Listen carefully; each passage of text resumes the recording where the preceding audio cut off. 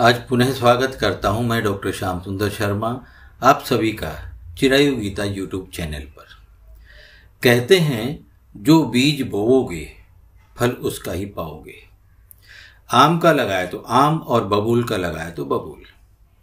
कहने का अर्थ है कि जिसकी चाह होती है, जिसे प्राप्त करने की इच्छा होती है, उसी की प्राप्ति होती है। आप जिस गांव या शहर जाएंगे तो रिजर्वेशन वहां का ही तो करवाएंगे, कहीं दूसरी जगह का तो नहीं। और पहुंचते भी वहीं हैं जहां का टिकट लिया है। आप कहेंगे कि बिना रिजर्वेशन के भी जा सकते हैं। बात तो सही है, जा सकते हैं।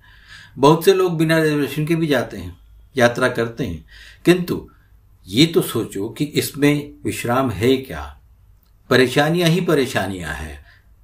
हाँ, जैसे सरकार ने दोनों को यात्रा करने का समान अधिकार दिया है, वैसे ही भगवान ने भी परमात्मा तक पहुंचने का दोनों को समान अधिकार दिया है।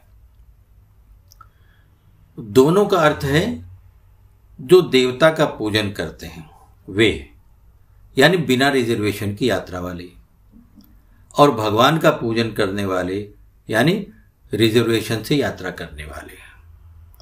भगवान श्री कृष्ण ने श्रीमद् भगवद गीता में कहा है, यान्ति देवव्रता देवान पितृ यान्ति पितृव्रता भूतानि यान्ति भूतेज्या यान्ति मद्या जिनो अपि माम।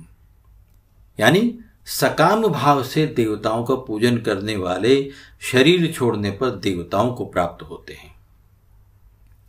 पितरों का पूजन करने वाले पितरों को प्राप्त होते हैं। भूत प्रेतों का पूजन करने वाले भूत प्रेतों को प्राप्त होते हैं। परंतु मेरा, यानी भगवान स्वयं कह रहे हैं कि परंतु मेरा पूजन करने वाले मुझे ही प्राप्त होते हैं। वैसे अगर देखा जाए तो सब कुछ एक ही है, सब कुछ भगवान का ही स्वरूप है। किंतु जो देवताओं का पूजन करते हैं उनके मन में भगवान के प्रति दृढ़ भाव की कमी होती है। भगवान ही सभी यज्ञों के भोक्ता और संपूर्ण सृष्टि के मालिक हैं, ये भाव दृढ़ न होने से वे देवताओं, पितरों और भूत प्रेतों का पूजन करते हैं। तो जिसकी जैसी श्रद्धा वैसा ही उसका फल। वास्तव में जो भगवान के अतिरिक्त अन्य किसी की सत्ता को मानकर उसे मानते हैं, उसका उद्धार नहीं होता। वह श्रेष्ठ लोकों में जाकर पुण्य प्राप्त किया हुआ, किंतु वहां जब पुण्य समाप्त हो जाता है तो पुनः लौटकर इस संसार में आता है। अगर सभी जगह परमात्मा है और फिर उसकी उपासना की जाए तो मनुष्य को आनंद ही आनंद की प्राप्ति होती है, उसकी उन्नति होती है, उसका विकास होता है। इंद्र, चंद्रमा आदि की उपासना से श्रेष्ठ फल के रूप में श्रेष्ठ लोकों की प्राप्ति तो होती है, किंतु वहां से पतन होना निश्चित है, इसमें दो राय नहीं।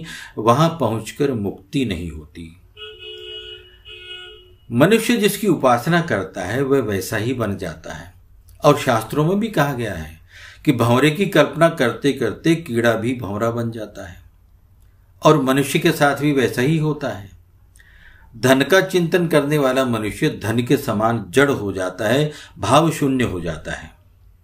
स्त्री का चिंतन करने वाला मनुष्य स्त्री समान व्यवहार करने लगता है, उसके हाव भाव, उठना बैठना स्त्रियों जैसे हो जाते हैं।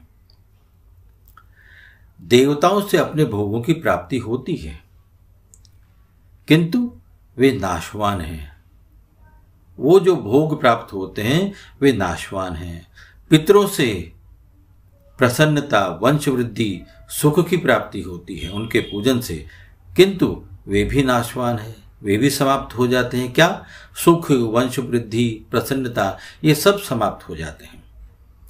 भूत पूजन करने वाले तमोगुणी होते हैं, इसलिए इसका तो त्याग करना ही उचित है। देवताओं का आदर अवश्य कीजिए, देवताओं का आदर अवश्य कीजिए, परंतु मनुष्य का ध्येय परमात्मा पूजन का ही होना चाहिए। क्यों? क्योंकि मनुष्य जीवन मुक्ति का द्वार है। तो जो भगवान का पूजन करता है वह भगवान का ही हो जाता है। जय परमेश्वर, जय सर्वेश्वर।